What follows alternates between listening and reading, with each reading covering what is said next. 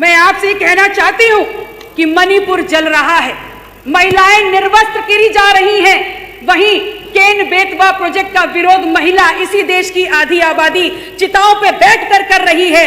इसी देश में महिला पहलवान सड़कों पर प्रदर्शन कर रही थी। इसी देश में एलपी सिलेंडर की कीमतें बढ़ते हुए, एलपी सिलेंडर की मांग बढ़ते हुए समस्त मजदूर अपने प्रदेशों को पलायन करने को मजबूर हैं। लेकिन अगर आप देखेंगे गौर से तो इन तमाम घटनाक्रम के बीच में हमारे देश का प्रधान सेवक गांधी जी के बंदर बने बैठे हुए हैं। वो कहीं झालमुरी खा रहे हैं तो कहीं फोटोग्राफी कर रहे हैं, कहीं बच्चों के साथ फुटबॉल खेल रहे हैं। ये कैसा प्रधान सेवक है इस देश का जिसकी पॉलिटिकल पिकनिक खत्म ही नहीं हो रही है?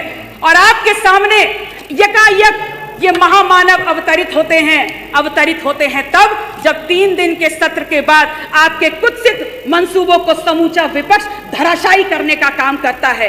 आप आते हैं, आप अवतरित होते हैं हमारे सामने तमाम सरकारी प्लेटफॉर्म्स को यूज करके, जैसे दूरदर्शन, जैसे संसद टीवी, रोना रट्टा मचा देते हैं। और क्या बोलते हैं, किस लिए आते हैं? इसलिए आते हैं because you wanted to build a political narrative and that too when just before when the elections of various states were going on in Indian country।